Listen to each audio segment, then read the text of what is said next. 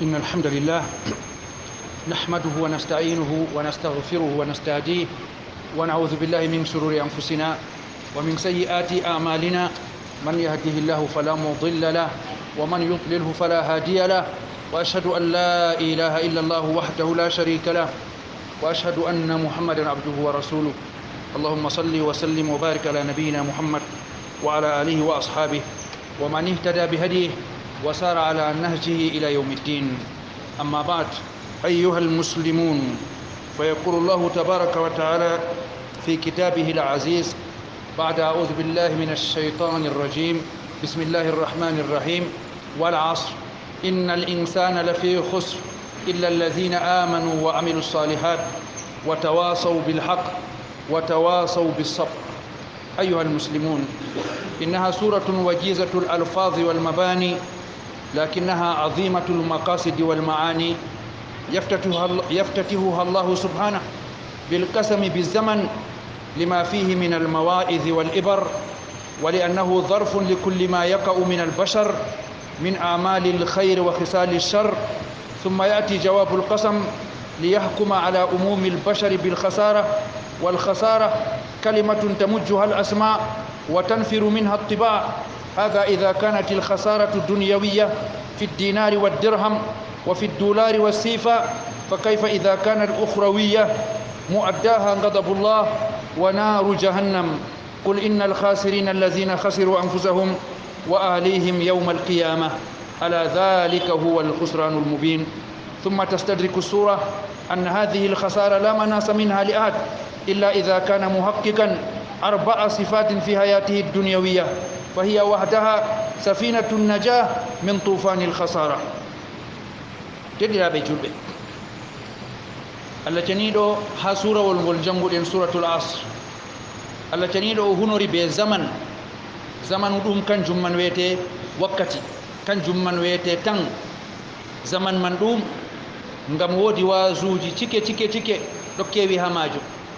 E zaman man ɗum ngam kanjum man wiyete ɓuran ɗum mawnugo ko ɓi adama o mari, ko sali ha majum fu loratako. Kala gaɗɗo hunde mawnde fu o woɗɗini nafitorago be wakkati maako, o woɗɗitini nafitorago be zaman maako be tan maako. Allah caniɗo o hunori be zaman be tan ngam ɗum yeccitina hakkilo ha valeur zaman, ha valeur tan. ɓawo man Allah ko o hunani dow mum o wi innal insana lafi khusr.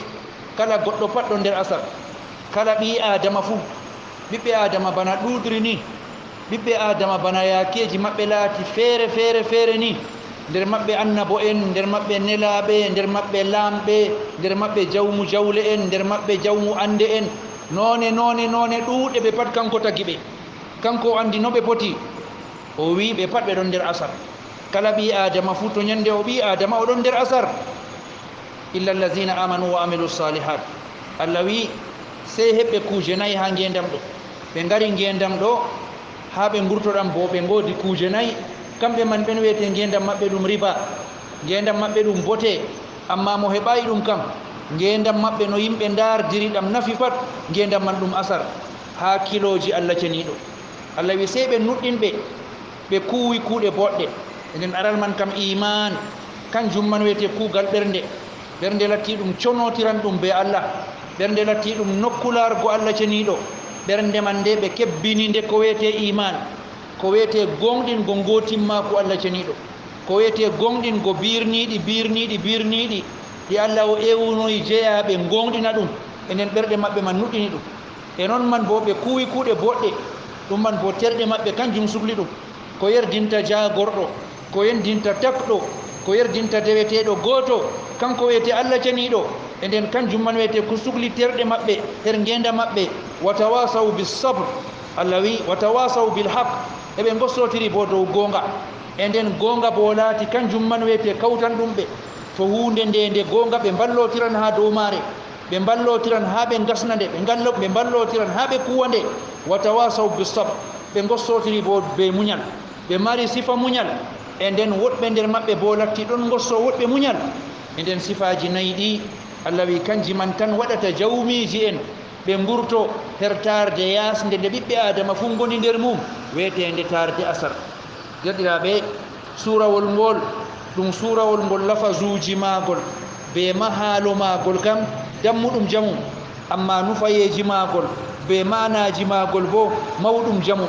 Allah caniɗo o ɗon omtirangol be hunorago be wakkati be hunorago be zaman ngam ko woni her zamanu wiyete wazuji wiyete miccuyeji feere e ngam zaman ɗum bo kanjum man wiyete enveloppe kala ko fe'oto her ɓiɓɓe adama fuu zaman ɗum moɓata ɗum nder tan ɗum waɗata e nden zaman be ɓi adama fiimum mawɗo her ɓi adama. ɓaawo man Allah caniɗo o waddi jawab hunayere ngam o hiito dow ɓiɓɓe adama man ɓe fuu maɓɓe ɓe fuu ɗo ɓe ɗon nder asar ɓe fuu ɓe ɗon nder asar. kalimawol asar ngol bo ɗum kalimawol ngol noppi giɗata nango, ɗum kalimawol ngol ɗabi a ɓi adama wirwan dogga les muɗum, ngol seynatamo, ngol fertintamo. ɗum kam to asar man ɗo ngalattake ɗum asar duniya waɗo ɗon, ɗum asar ha dinar ha kangeri, asar ha cardi, asar ha dollar, asar ha sefa.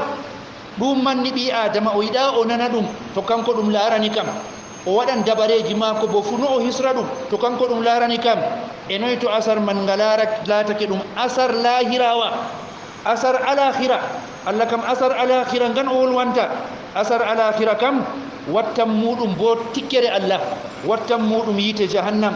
qul innal khasirin alladhina khasiru anfusahum wa ahlihim yawma alqiyama.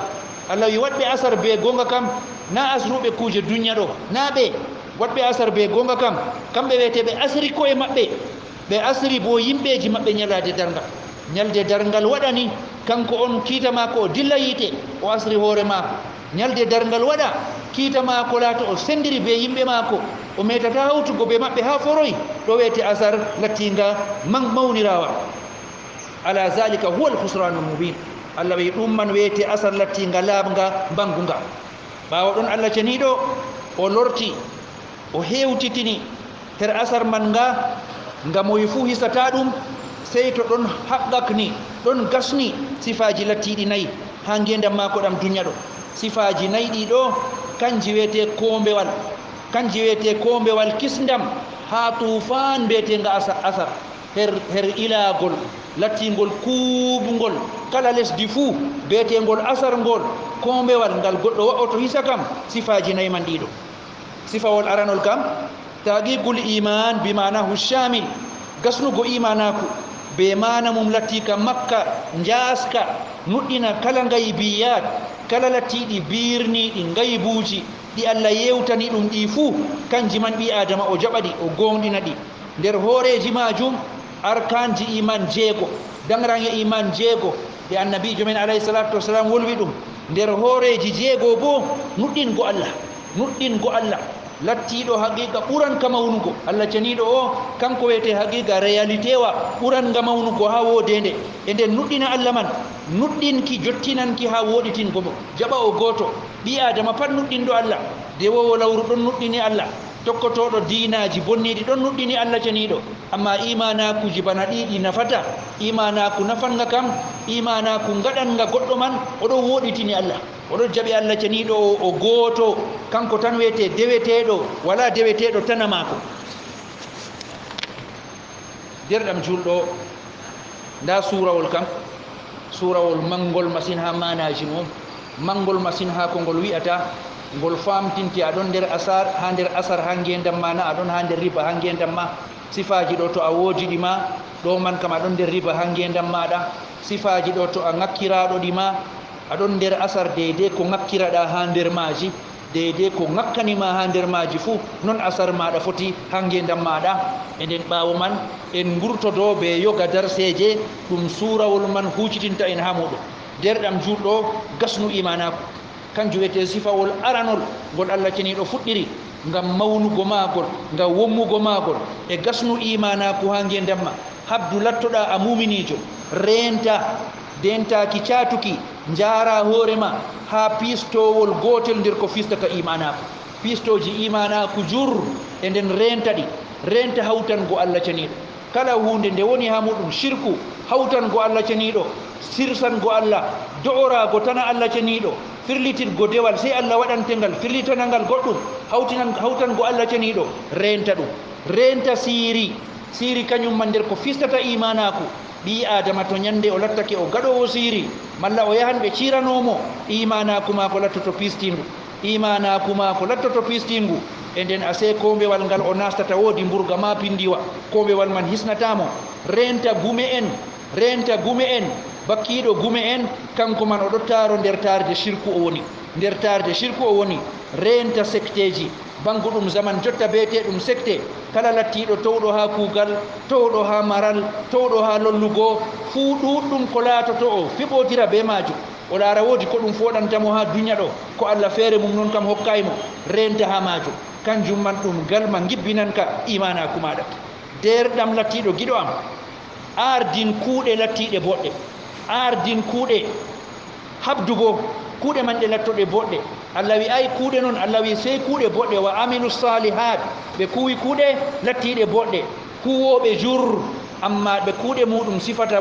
ko tata tindinore wodgo do kanyum en kam najo habdu kuude ma latto bodde der horejum kugal hala gal lattongal bodgal bo ngal mara ikhlas Allah tan wete nufaado be magal riya wala ha magal e didabol bo ngal mara tokkago sunna annabijo sallallahu alaihi wasallam ngal latto dum dina ha Allah on na dum dina ha ma an amma na dum dina ha Allah enen kugal ha latto bodgal sina banni e non man bo derdam juldo yid khairu yid kuude bodde de haban bo gasnu gode ha ngendam ma waddum sungullama ha ngendam mada kanjum wadduma ha dunya ha ndewa Allah kala nde duddinda jurfu den wete a hepti ko waddima a huwi ko waddima enden habdu ngasna kuude bodde ha ngendam mado e bo habdu bo shankita khairuma ko Allah fondima ado wada man do habdu shankita dum non yerdinta Allah de bawde ma fuddir be yimbe sare ma be anda be Allah andi fakat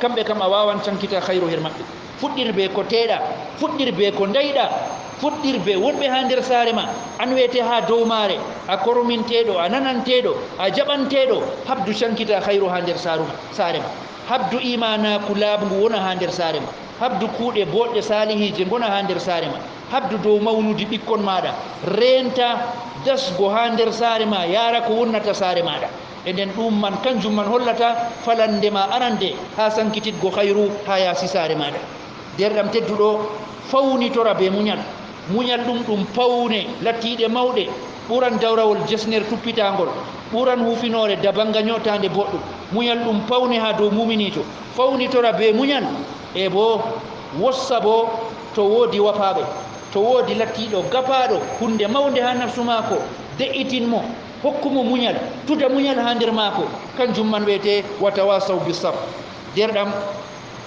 gasnu sifaji bi'adidi habdu kebadi ha ngendam ma ngam gurtina horema ha tarde asar de Allah cenido yewtani nastina horema ha tarde tinago be tarde seyo dum Allah cenido wolwani faman zuziha anin nar wa udkhila al janna faqad faz Allah wi ngendam dunya do kam dam wada yimbe latto burdidirbe be kebi be kebai be ni dum wada wakkati yel seda majjita dum wada resultat gonga wakam ha ala akhirah woni dammudum resultat man bo faman zuziha anin nar on dayitina do yite wa udkhila al janna on nastina al janna faqad faz Allah wi o kam kanko yete o pasi gendam dunya dum composition gendam dunya dum imtihan resultat maga ha ala akhirah man kisdo yite ala akhirah ngi Allah tindini duddum do nasti al janna nga Allah tindini duddum do Allah wi kanko man on wete o pasi enen Allah tani do risku en